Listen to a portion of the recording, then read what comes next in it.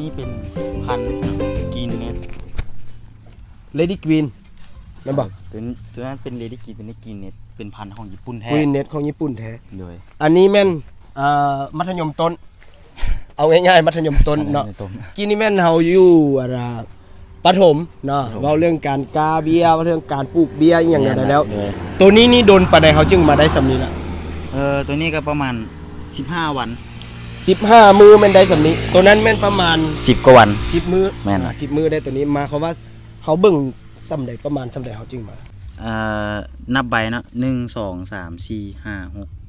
7ประมาณใบที่เก้าเขาจะเริ่มใบข้อแขนงแล้วก็มันจะออกมากช่วงน้อยๆมันจะโตซาเนาะเวลาใบออกมันใหญ่ไวเลย โอ้มาเขาตอนน้อยๆมันใหญ่ซาแล้วมาฮอดตอนนี้มันสิใหญ่ไว แม่นละมันมีใบปรุงอาหารหลายมันแห้งใหญ่ไว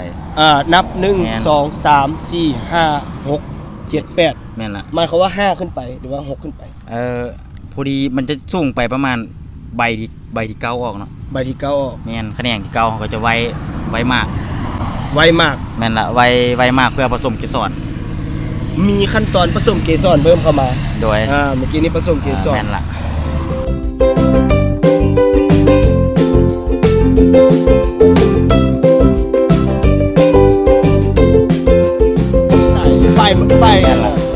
ไฟมงคลแถวนี้แหละเนาะนี่ๆเป็นอย่างเขาจึงใส่ไฟมงคลย้อนว่า มันจะจับเป็นขนประเภทขนได้ดีเนาะ มาเขาว่า นี่เด็ด ต้นมันนี่ถือว่ามันมีหนามน้อย โดย มีคนน้อยๆแล้ว มันจะ ใส่ เกาะดี อ๋อ เกาะติดดีบ่ให้มันจะบ่หมายออก แล้วเรื่องของการให้น้ำเมื่อกี้นี้เขาได้หดเอา โดย บัดนี้เขามาสังเกตการให้น้ำถือว่าเขาบ่ได้หด แม่นละจะใส่เป็นน้ำหยดเนาะ เป็นน้ำหยด แม่นละจะทุก3 ชั่วโมงหรือว่า4 ชั่วโมงขึ้นกับเขาตั้งเวลา ทุกๆ4 ชั่วโมงเขาได้หดทีนึง แม่นละมันจะตั้งเวลาอยู่ตัวนั้นสวิตช์แล้วมันก็ใดก็จะเปิดน้ำมาเอง อ๋อ อัตโนมัติเลย โอเคท่านผู้ชมไปเบิ่งขั้นตอนการหดน้ำ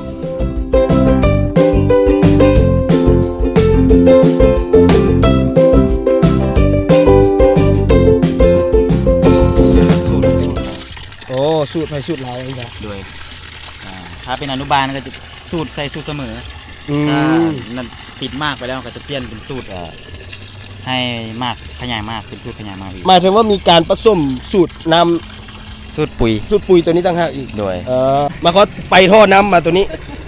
แล้วมาให้น้ำทุกๆ3 ชั่วโมง แน่นแหละ ข้างในนี่ ปล่อยไปเลย มีลายไปไหนข้างในนี่ที่เห็นอยู่ปัจจุบัน เป็น นี้ โฮงขนาดใหญ่เนาะประมาณนั้น450 ต้นเนาะ 450 ต้น โดย 450 ต้น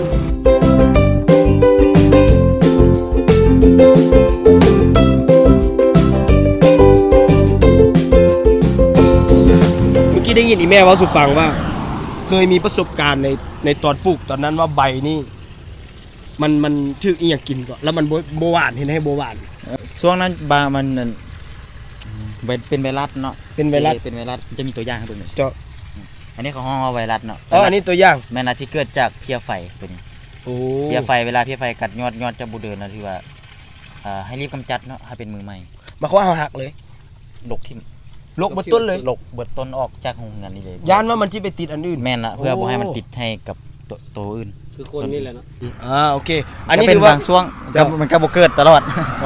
มันจะบ่มีตลอด แม่นละบางช่วงมันก็จะมีประมาณ ถือว่าเป็นอุปสรรคในการนั้น แม่น ปลูก แม่น แม่นตัวนี้ขั้นตอน แม่นละ ตัวนี้ ด้วย อันนี้เขาออกจากนี่ก่อนนอนเอง เรื่องก่อนผสมนะ เนาะจังเราไปเบิ่งตอนผสมเกสรเนาะ